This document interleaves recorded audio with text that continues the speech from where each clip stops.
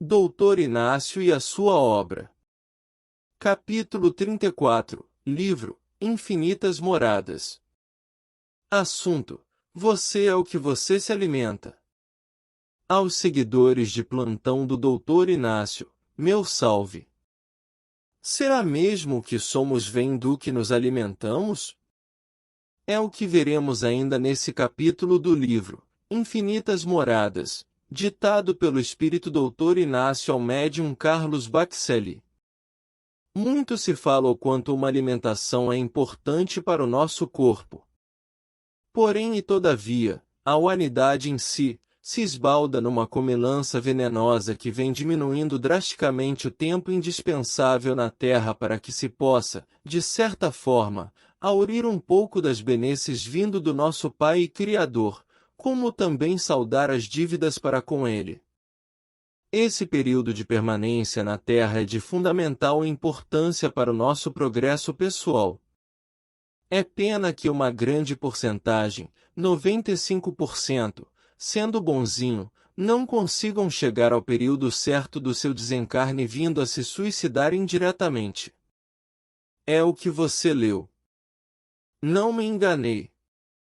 Essa porcentagem acima, vem, sem nenhuma consciência, praticando esse ato, diminuindo sua parcela de evolução diante de tantos transtornos mentais, os quais passa a humanidade, ansiedades, medo, descrenças, decepções, carências e excessos de certo modo e, principalmente o afastamento de Deus maquinado por religiões que, ao contrário, vem distanciando o povo, em geral, dessa fonte divina que nos criou, vem se tornando um barril de pólvora pronto a explodir. Se já não explodiu. Sabemos que muitas pessoas alimentam como se deve, sem nenhum preparo, e o que é pior, jogando muita comida fora enquanto muitos morrem de fome nas ruas. Uma grande maioria são adoradores de cadáveres de animais, ou explicitamente falando, humanos necrófagos, coisa que muitos não aceitam essa verdade, não sei do porquê. Será que a consciência pesa nesse sentido, ou é apenas para não dar o braço a torcer diante de uma verdade que não se pode esconder?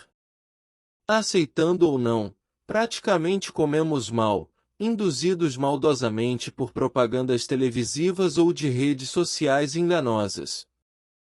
Mas, já existe uma tendência que está crescendo devagar, que são os veganos ou simplesmente os vegetarianos.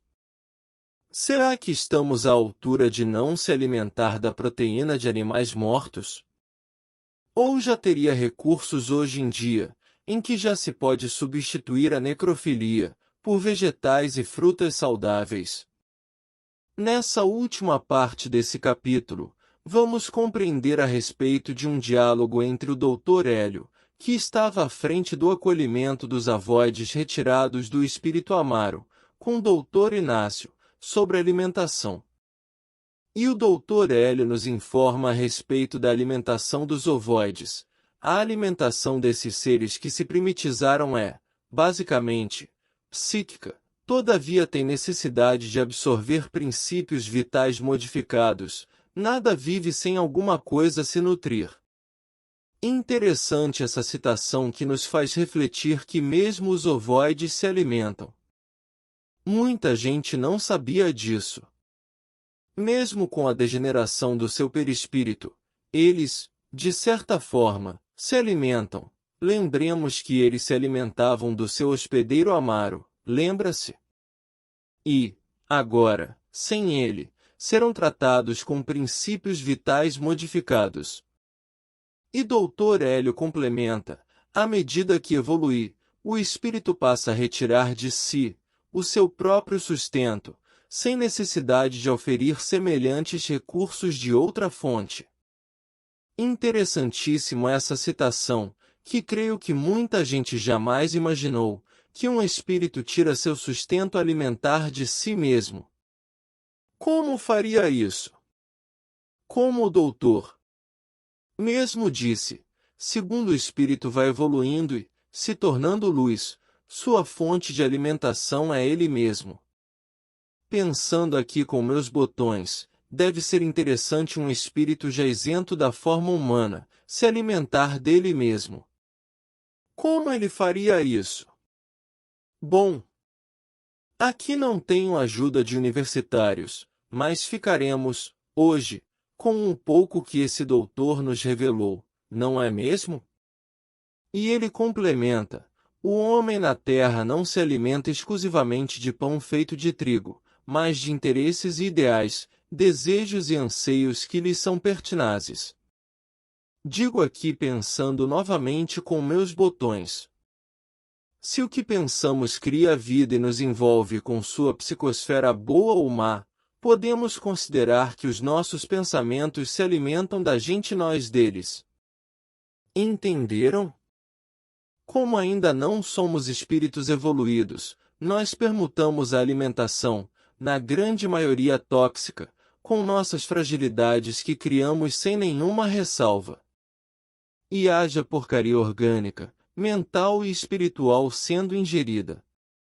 E hajam também doenças aparecendo, entre outros fatores, com a nossa invigilância na área também da alimentação.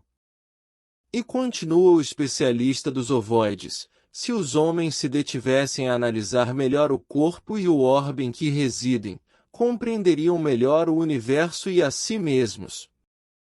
Importantíssimo o que ele disse. Infelizmente os homens se acomodaram à sombra do próprio umbigo.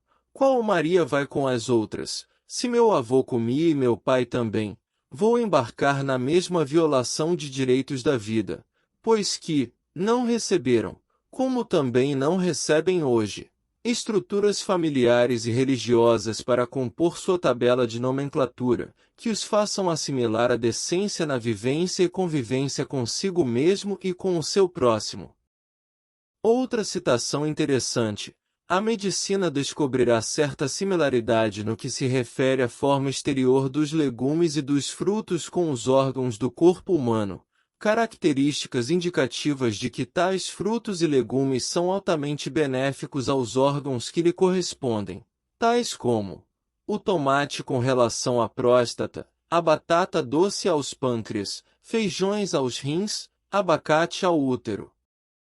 Interessante que o abacate leva 9 meses de uma gestação humana para amadurecer. Agora, onde ficaria comer animais mortos com relação a alguma semelhança com o corpo humano? Nele todo? Saberia responder essa pergunta, meu caro leitor amigo?